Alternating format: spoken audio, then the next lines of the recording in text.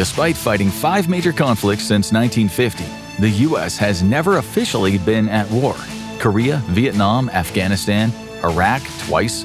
These wars reshaped global history and cost millions of lives, yet none were formally declared. Not by the U.S. and not by any other nation. Formal declarations of war have quietly vanished from modern geopolitics, and we'll explain the reasons behind this in today's episode of the Infographics Show. Why no countries ever declare war anymore. In the good old days, which were actually the bad old days, countries made an official declaration when they were about to go head-to-head in a bloody conflict. And that's because they'd agreed to the 1907 agreement, Convention relative to the opening of hostilities.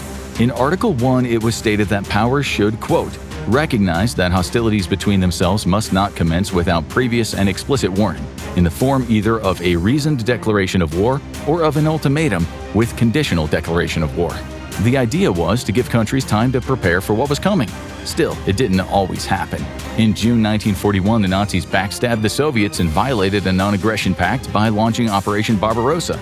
A clash between the two powers was almost certainly inevitable, but the Soviet military was still caught off guard when German troops on the Bug River beckoned Red Army soldiers over to them for a friendly chat, and then started machine gunning them down. They had no idea that 3 million German troops backed by seemingly unstoppable air power and armored divisions were about to open the taps of an industrial bloodbath.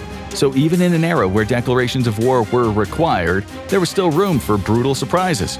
But this wasn't the case when the British went to war with Germany. They made an official declaration on September 3, 1939, when Prime Minister Neville Chamberlain told nervous Brits sitting by their radios that Hitler could only be stopped by force. France did the same a day later. Unrelenting, brutal savagery was the norm, but countries still played by the rules.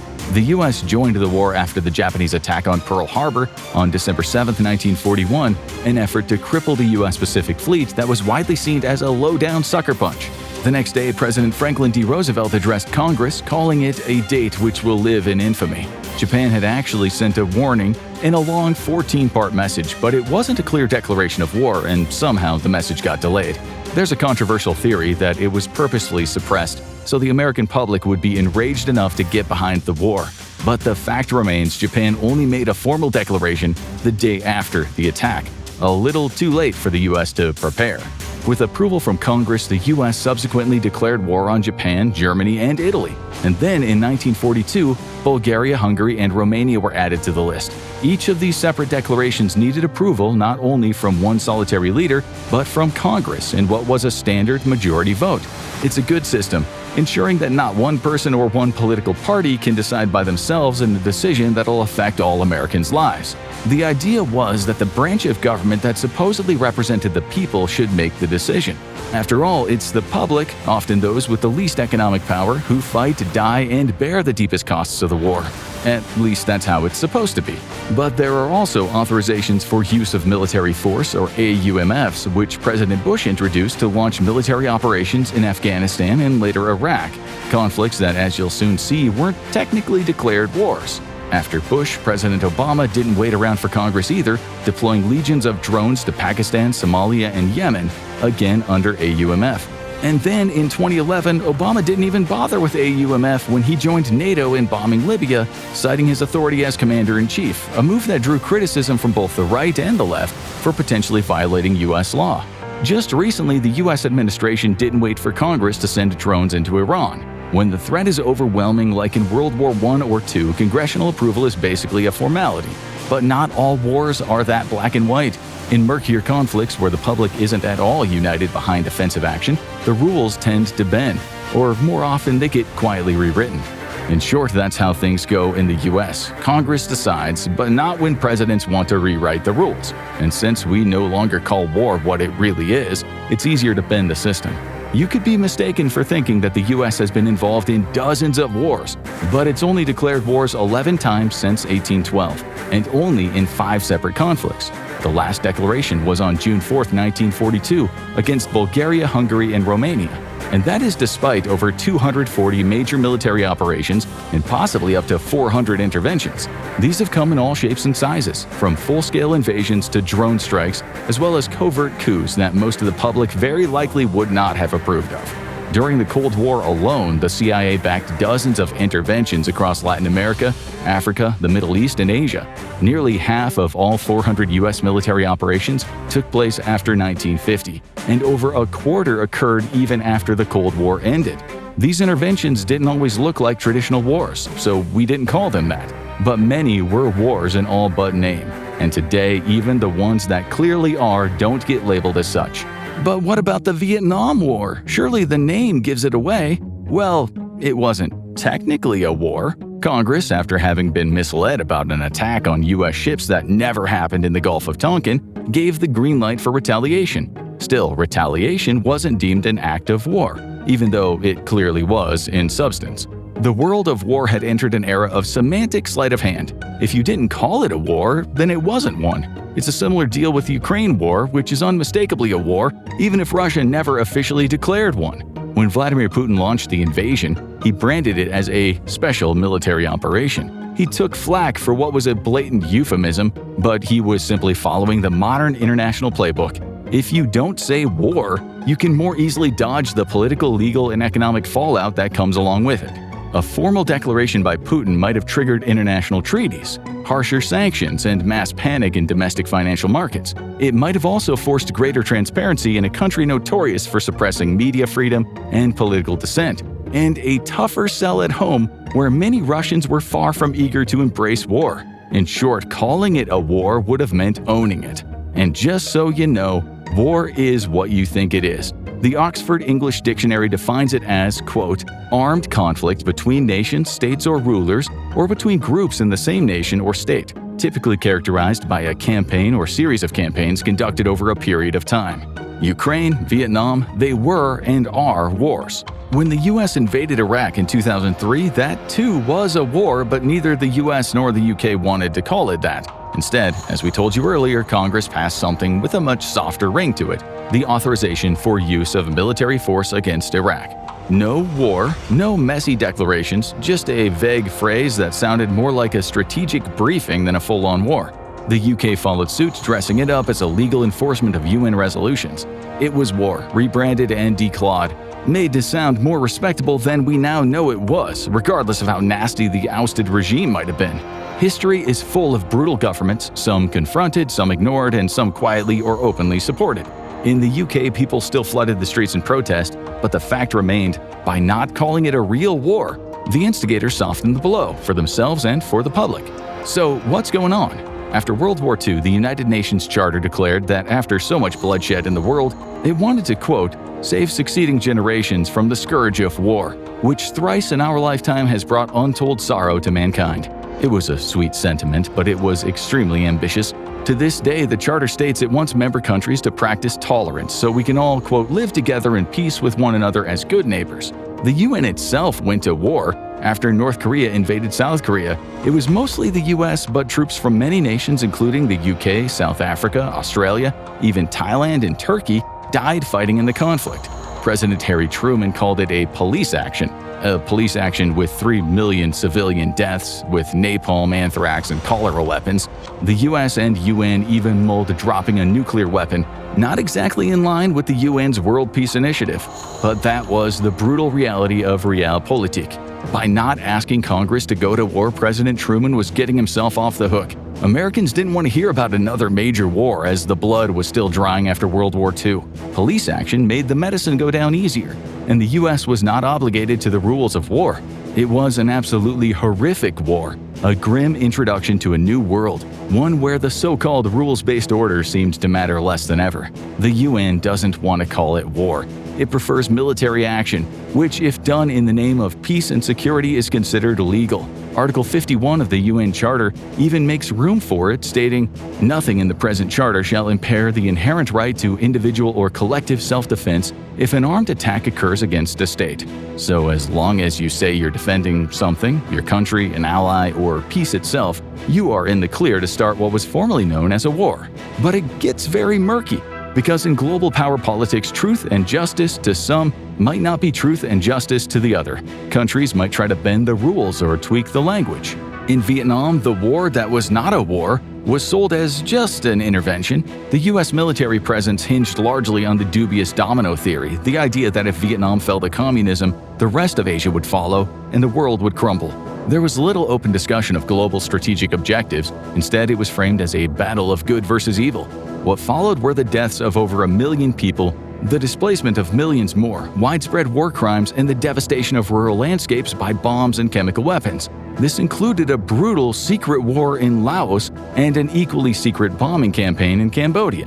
Today, very few Americans would call it just a war, but at the time, because it wasn't technically a war, and because the U.S. claimed it was merely assisting South Vietnam against communist brutality, the UN didn't intervene. In this case, political language had done exactly what it was designed to do. Strategic concerns about U.S. global dominance were carefully wrapped up in rhetoric that made lies sound truthful and murder respectable. The fact is, a formal declaration of war, not to spread democracy but to preserve global dominance, would have looked very, very bad. The American public, much of which was already uneasy, likely would not have bought it if they would have been told the whole truth. Also, the U.S. is one of 5 permanent members of the UN Security Council, and that means that it holds veto power, so even if the UN did want to do something through a resolution, the US could just block it. The UN was effectively useless at doing what it had set out to do, keeping the peace. And with the Soviet Union and China also having veto power and also engaging in the brutal fight for global power, the Security Council was functionally useless. There are codes of war, and if you breach them, you face the International Criminal Court, which might tell you you've committed war crimes. But if you haven't technically gone to war, there's less of a chance that you'll be made accountable for war crimes. There are still rules for, quote, armed conflict, but if you don't use the W word, there's a lot more room to maneuver. It increases your odds of sidestepping accountability, whether for mass slaughter or for deploying weapons usually kept locked away in the basement. So, not calling Vietnam a war gave Washington legal and political flexibility, but that came at a cost. American soldiers, often young and idealistic or just plain poor and desperate, were sent into a conflict without clearly defined objectives, either tactical or strategic. Many came home confused, disillusioned, and haunted, unsure of what they had just fought for. It happened again in Iraq and Afghanistan. Clear objectives and transparency matter for the soldiers, whether American or Russian or anyone else. The American public didn't fare much better. With Vietnam, for years they were misled by official statements that painted the war as necessary and winnable. The release of the Pentagon Papers shattered that illusion, revealing a major contrast between what the government knew and what it told its citizens. But the greatest suffering, unquestionably, was borne by the Vietnamese people, millions of whom were killed, maimed, or displaced by a conflict that, by legal standards, was not even officially a war. That semantic dodge added insult to injury. A similar pattern played out in Iraq. In 2003, the US and UK justified their invasion by claiming Iraq had violated UN resolutions and was hiding weapons of mass destruction, or WMDs. Once again, war was not declared. Congress passed a resolution authorizing the use of force, citing alleged ties between Iraq and terrorism. But those claims proved unsubstantiated, and the WMDs never found. At the time, the UN Secretary General Kofi Annan called the invasion illegal, saying that it was not in conformity with the UN Charter. And yet, his words didn't hold much weight. There was no penalty, no trial, no accountability. The rules-based order showed how limited it was. Power, not principle, determined what you could get away with. Many people now think that both Bush and British leader Tony Blair should have been tried for war crimes, even though neither technically went to war.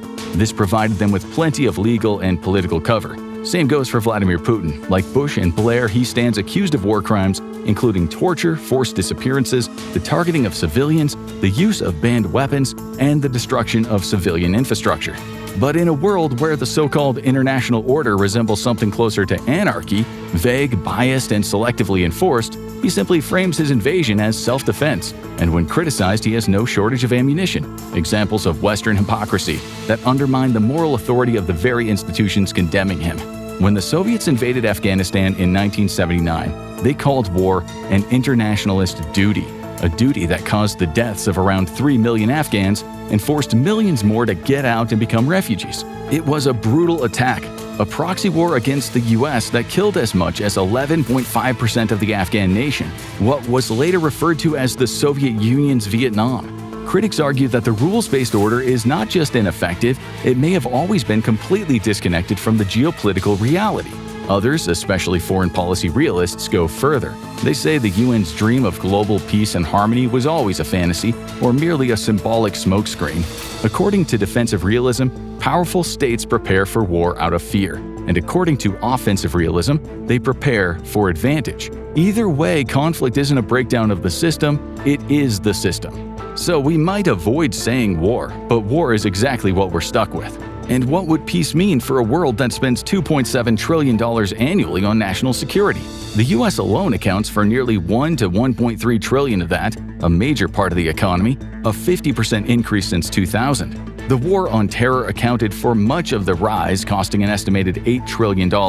China claims it spends about $246.5 billion, but this nation of secrecy is thought to spend as much as $800 billion. By not calling war war, this economy can more easily flourish.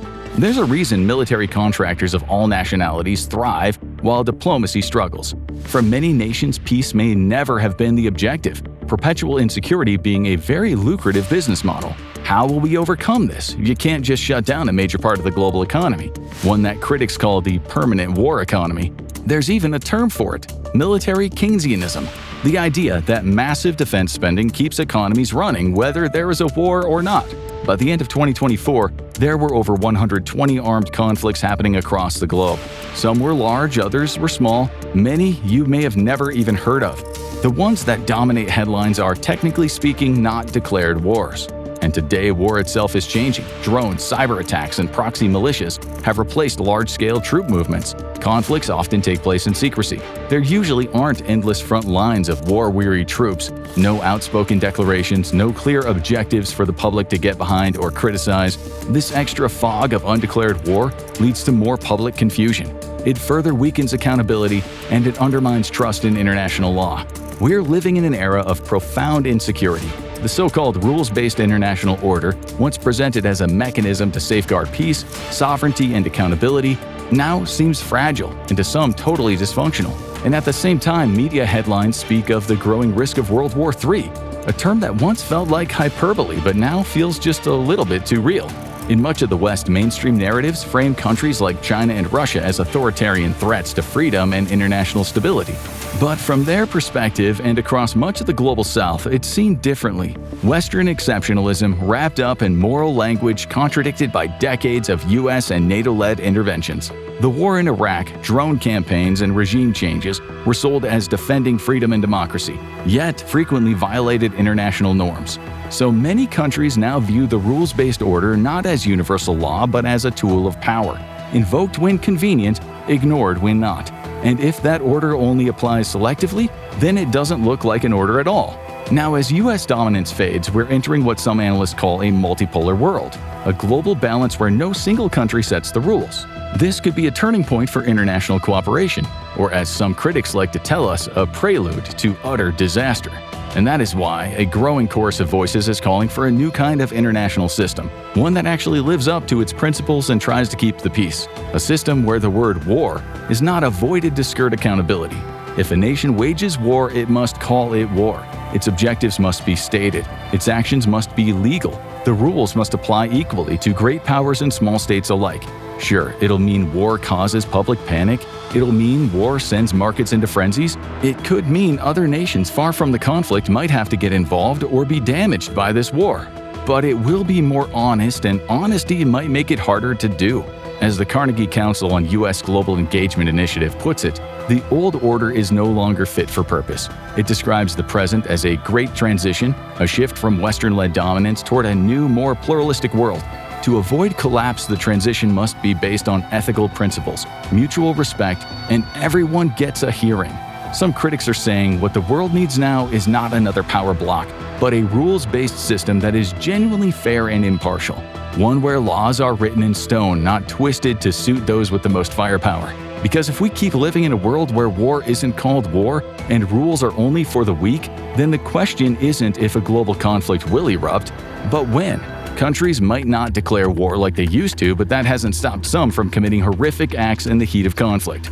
Watch which country is guilty of committing the worst war crimes in history to see who earned a spot in the Hall of Shame. Or click on this video instead.